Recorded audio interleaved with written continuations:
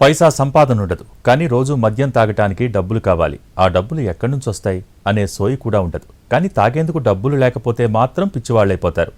అసలు తాము ఏం చేస్తున్నామో కూడా తెలియకుండా ప్రవర్తిస్తారు. చివరకు అయిన వాళ్లను హత్య చేసేందుకు కూడా వెనకాడరు. అలాంటి ఘటనే సంగారెడ్డి జిల్లాలో జరిగింది. మద్యానికి డబ్బులు ఇవ్వటం లేదని కన్నతల్లినే కిరాతకంగా చంపేశాడు ఓ కసాయి కొడుకు. అతన్ని పోలీసులు అరెస్ట్ చేసి రిమాండ్కు తరలించారు. మద్యమత్తు ఓ కొడుకును కసాయిగా మార్చింది. ఆ నషాలో కన్నతల్లినే హత్య చేశాడు. మద్యం తాగడానికి డబ్బులివ్వలేదనే కారణంతో ఈ ఘాతుకానికి పాల్పడ్డాడు. సంగారెడ్డి జిల్లాలో జరిగింది ఈ దారుణ ఘటన. ఇక్కడ చూడండి, ఈ ఫోటోలో ఉన్న ఇతడి పేరు బాలరాజు. సంగారెడ్డి జిల్లా కోహిర్ మండలం బడంపేట గ్రామం.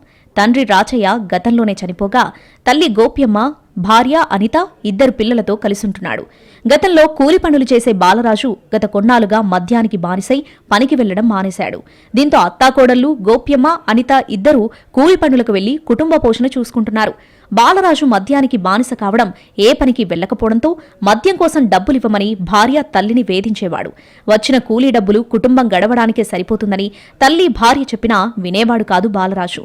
ఇదిలా ఉంటే గతంలో బాలరాజుపై హత్యాయత్నం కేసు నమోదైంది. మద్యమత్తులో వ్యక్తిపై దాడికి పాల్పడ్డాడు. గత కొన్ని రోజులుగా బాలరాజు వేధింపులు మరింత ఎక్కువయ్యాయి.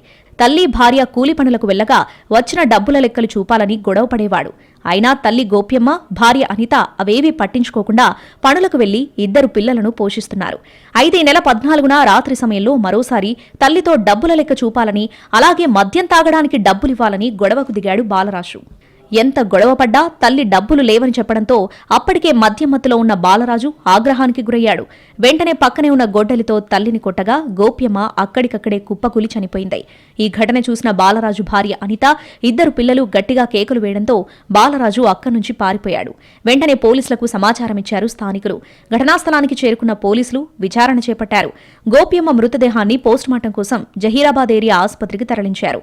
మొత్తంగా మద్యమత్తులో కొడుకు చేతిలో తల్లి హతమైన ఈ ఘటన స్థానికంగా కలకలం రేపింది. అతన్ని కఠినంగా శిక్షించాలని స్థానికులు డిమాండ్ చేస్తున్నారు.